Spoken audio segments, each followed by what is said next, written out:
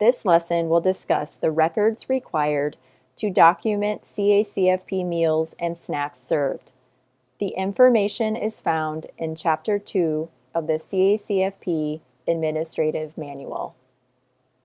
CACFP records must show what meals were served, the foods served, the amount of food prepared, who ate what meals, and on what days. These records are necessary to show requirements were met so the meals can be claimed for federal reimbursement. USDA and the Iowa State Agency determine what records must be kept and the forms that must be used. Because CACFP records are the basis for reimbursement, failure to keep CACFP records is a serious deficiency and may result in termination from the program.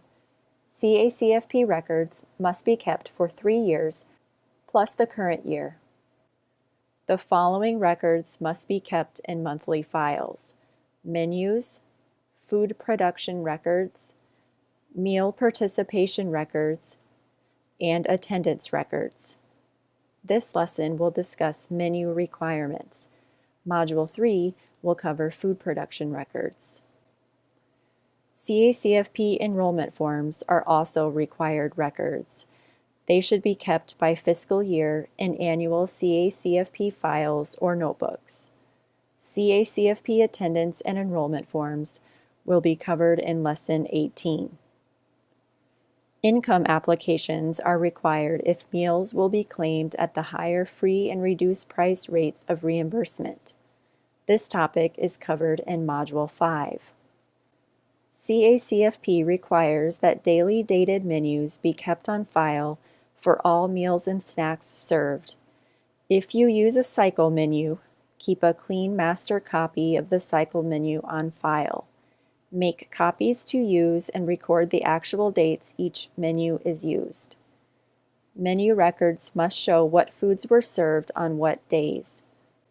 The Department of Human Services requires that licensed child care centers plan menus at least 1 week in advance and post them for families. A form that may be used to record weekly menus is provided in the manual. The form lists the meal pattern in the left-hand column to use as a guide when planning menus to help ensure required components are served. Separate forms are available for adult, at-risk, and outside school hours child care centers.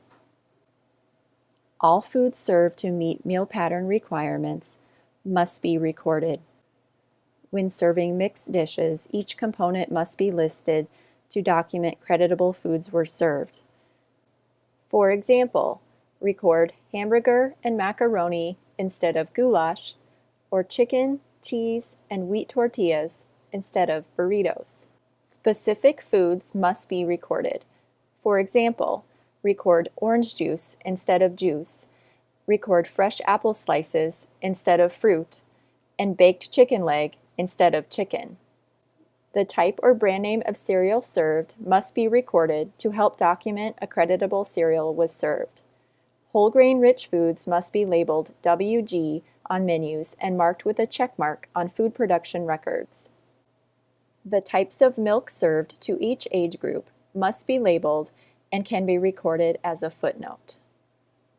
The type of cheese must be recorded since some, such as cheese product, are not creditable, and others, such as cheese food, cheese spread, and cheese substitute, require double portions. Record planned serving sizes for each age group somewhere on menus and/or on food production records to document portion size requirements were met.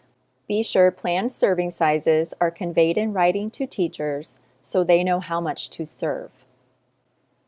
If you make menu substitutions, record them on both the menu and food production record.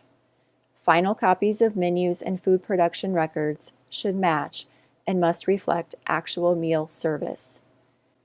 Keep final copies of menus and food production records in the monthly CACFP file.